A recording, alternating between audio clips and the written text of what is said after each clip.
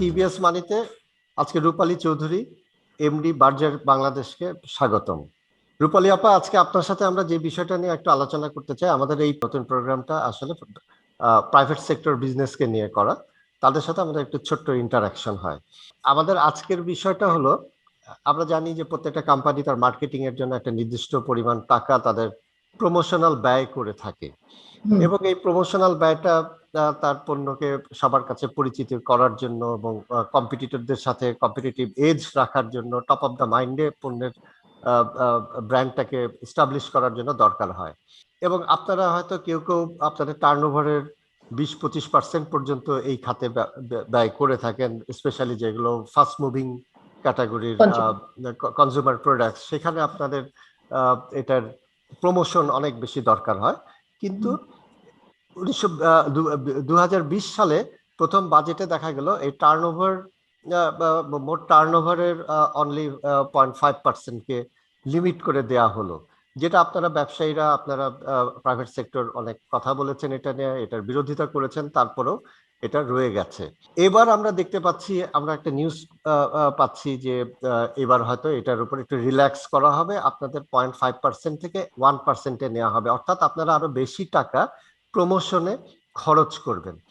এখন আপনার কাছে জানতে চাচ্ছি যে এই প্রমোশনটা আপনাদের জন্য কতটুকু জরুরি এবং এই ব্যয়টা আপনাদের জন্য কতটুকু জরুরি মনে করেন? আমাদের যে কোনো ফাস্ট মুভিং কনজিউমার গুডস না, ধরেন আপনার মার্কেটিং এর ধরেন আজকাল বলে 4P বলে, 5P বলে না, product, promotion, physical distribution, price, তারপর হচ্ছে প্যাশন। তো আমরা এখানে এই প্রমোশনের ব্যাপারটা হচ্ছে যে part and parcels of any company who are trying to sell either their product or services to the consumer. সুতরাং এটা একটা তাদের একটা ইন্টিগ্রাল পার্ট। এটা আপনাকে ব্যাংকিং ক্ষেত্রেও বলতে হবে যে তাদেরও সার্ভিস যে বেটার আরেকজনের কাছ থেকে, সেটা কনজিউমারকে জানাতে হবে। এই কনজিউমারের জানানোর প্রসেসটাই হচ্ছে আমরা বলছি প্রমোশন, তাই না? মানে এখানে আমাদের ধরেন আমাদের চেইন, আমাদের যারা প্রোডাক্ট বিক্রি করে তাদেরকে আমরা অনেক ধরনের ইনসেনটিভ আমাদের রিটেইলারকে দিতে হয়, সেটাও পার্ট অফ দ্য প্রমোশন। সুতরাং এখানে আর সবচেয়ে বড় কথা হচ্ছে আমাদের বড় এক্সপেন্ডিচারটাই হচ্ছে যে আপনার প্রমোশনের ক্ষেত্রে। তো সেখানে মানে আমি জাতীয় রাজস্ব বোর্ড হঠাৎ করে এটার উপর কেন ওনারা মানে ইনঅ্যাডমিসেবল এক্সপেন্সেস করে দিলেন, তাতে করে হয় কি যে ধরেন এটার উপরে যেটাই হবে সেটা আপনার তার উপরে ট্যাক্স দিতে হবে। এদিকে আমি ধরেন আমি 32.5 করলাম 35 থেকে, মানে উইথ এন ইন্টেনশন দ্যাট আমি কর্পোরেট ট্যাক্সটা কমাবো।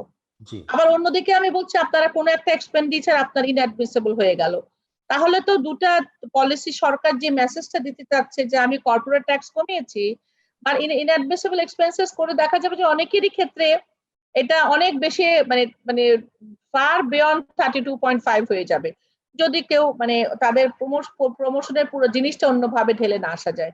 আবার আরেকটা বিষয় আছে, সেটা হচ্ছে যে একটা হলো কর্পোরেট ট্যাক্সটা বেড়ে যাওয়া, আর একটা হচ্ছে যে ধরেন আপনার ক্যাপিটালিস্ট ইকোনমিতে everything is based on expenditure. আপনি দেখবেন যে আপনার খরচ যদি আপনি বেশি করেন তাহলে দেখা যাবে it has gotten multiplier effect on the other industry. ধরেন আমি যার কাছ থেকে প্রমোশনাল আইটেম ধরেন আমি একটা কিছু কিনলাম, তাহলে that industry is directly or indirectly help. সুতরাং ক্যাপিটালিস্ট মানে ইকোনমিতে, ক্যাপিটালিস্ট ইকোনমিতে আপনি কোনো এক্সপেন্ডিচারকে আপনি বার করতে চান না, so that you have a multiplier effect in other industries as well. তো সেই ক্ষেত্রে আপনি এক্সপেন্ডিচারটাকে যদি আপনি বলেন যে না আপনি কম করবেন, এটার চেয়ে বেশি করলেই আপনি ট্যাক্সড হবেন, তাহলে এটা কিন্তু আমাদের যে ইকোনমির যে আমি বলছি যে একটা এক্সপ্যানশন হবে, সেটাকে আমরা বন্ধ করে দিচ্ছি। সুতরাং এটা হয়তো ওনারা দেখতে পাচ্ছেন কোন পয়েন্ট অফ ভিউ থেকে করেছেন। কোনো জায়গায় আমরা শুনতে পাচ্ছি যে কোনো প্রমোশন এক্সপেন্ডিচার অনেক কোম্পানি বেশি করে তারা হয়তো they have the muscle power, কিংবা তারা অনৈতিক কোনো কাজ করছে, মানে কোন কারণে করছেন এটা যদি ক্লিয়ার না হয়, আমরা ঠিক এটার বিরুদ্ধে বা এটার সপক্ষে আমরা কিছু বলতে পারছি না, বিকজ উই আর এগেইনস্ট ইট।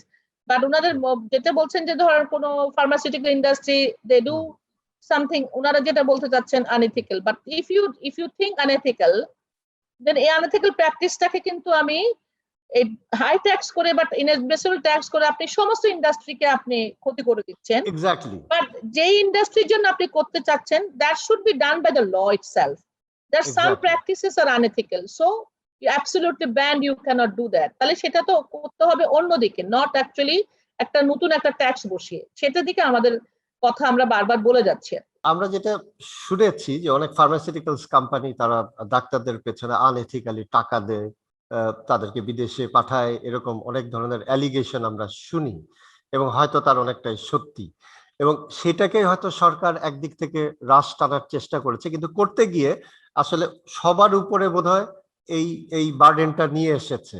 মানে মানে যেটা ওখানে আইন দিয়ে ওটাকে বন্ধ করা যেত সেটা না করে এরকম একটা ব্ল্যাঙ্কেট ডিসিশন বোধহয় ইন্ডাস্ট্রিকে সবাইকে এফেক্ট করে গেছে নাকি? হ্যাঁ, সেটাই এবং আমরা এটা বলছি যে এটা তো ধরেন মানে it's not really fair on the other industry, যারা আপনাদেরকে ঠিক মতো প্রমোশন করে প্রোডাক্ট গুলো বাজারটাকে এক্সপানশন করে আপনাদেরকে ভিএটি দিচ্ছে। এখন যদি আমি ধরলাম যে সে প্রমোশন করলো না, তার রেভিনিউ হ্রাস হলে আপনার ভ্যাটও কম হবে, ট্যাক্সও কম হবে, তো সেখানেও তো একটা ব্যাপার থাকতে পারে, তাই না? ওই জিনিসটাই আমরা বারবার বলার চেষ্টা করেছি।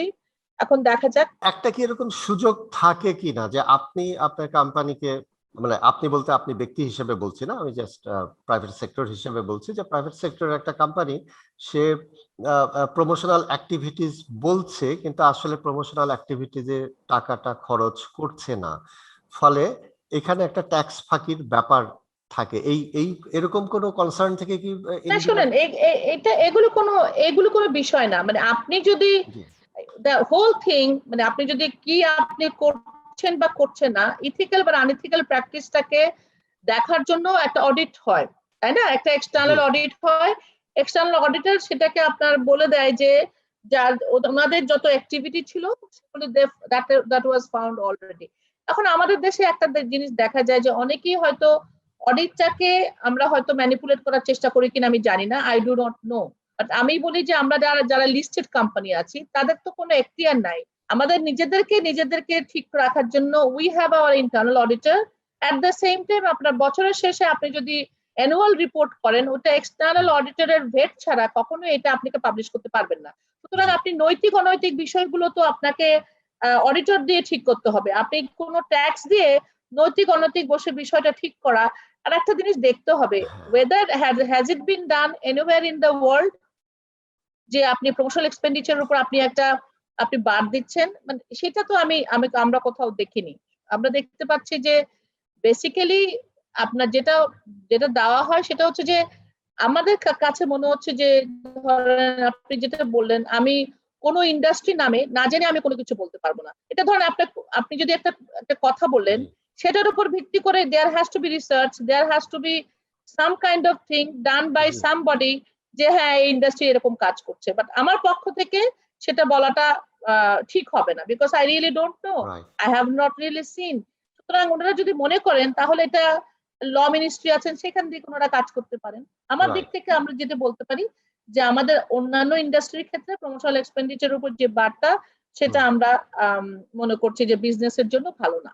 অর্থাৎ এই বিষয়টা আসলে ব্যবসা বান্ধব ছিল না, এবং এটা আসলে আরো বেশি সার্ভেলেন্স করে আইন করে বিষয়টাকে দেখা উচিত, রাদার দেন এটা সবার উপরে একইভাবে অ্যাপ্লাই না করে দিয়ে, ব্ল্যাঙ্কেট ভাবে অ্যাপ্লাই না করে। একটা জিনিস জানতে যাচ্ছে আপা, যে একটা কোম্পানির ইজ দেয়ার এনি রুল যে একটা কোম্পানি তার টার্নওভারের কত পার্সেন্ট পর্যন্ত প্রমোশনে ইউজ করা উচিত একটা হেলদি কোম্পানি? এটা ডিপেন্ড করে কিসের উপর জানেন? If it is a fast moving, আপনি যদি B2B হয়, এটা যদি বিজনেসটা B2B হয়, বিজনেস টু বিজনেস, তাহলে কিন্তু আপনার প্রমোশনাল এক্সপেন্ডিচারে সেরকম কোনো কিছু নাই, খুব কম করতে হয় একটা কোম্পানির একটা কর্পোরেট একটা অ্যাডভার্টাইজমেন্ট করতে হয়। আর ইফ ইট ইজ B2C, ধরেন আপনি মিলিয়নস অফ কনজিউমারকে বিক্রি করছেন, তাহলে তো আপনার একটা দায়িত্ব থেকে যায় যে মানে ডিস্ট্রিবিউশন জানানো, শুধু না আপনাকে ডিস্ট্রিবিউশনের মাধ্যমে এই মালটা আপনার হাতিয়া কিংবা গোলা পর্যন্ত পৌঁছে দেওয়া। সুতরাং আপনার তো একটা মানে in the distribution system itself there are actually different kind of promotional expenditure. আমরা যেমন অনেক সময় ছাড়ি না যে ধরেন আমরা বলি যে একটা দিলে একটা ফ্রি, একটা দিলে দুটো ফ্রি, ওগুলো তো কিন্তু কনজিউমাররা বিভিন্ন কোম্পানি ধরেন আপনার করে সাধারণত আপনি বিভিন্ন দেখবেন সেগুলোও করে। সুতরাং এই ধরনের জিনিসগুলো তো হলো যে মার্কেটিং এর একটা টুল তাদের জি। প্রোডাক্ট পণ্য বিক্রি করার জন্য।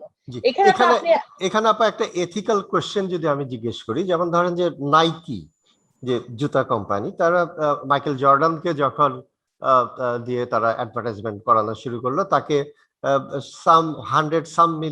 সামথিং মিলিয়ন ডলার তাকে দেয়া শুরু করলো সেই জুতার প্রমোশন করার জন্য। কিংবা ধরেন সচিন টেন্ডুলকারকে যখন পেপসি তাকে যখন নিল, তাকে এরকম একটা হিউজ অ্যামাউন্ট দিয়ে দিল, যেটা কনজিউমারের প্রোডাক্টের উপরে প্রোডাক্টের প্রাইস অনেক বেড়ে গেল। এটাকে আপনি কিভাবে দেখেন?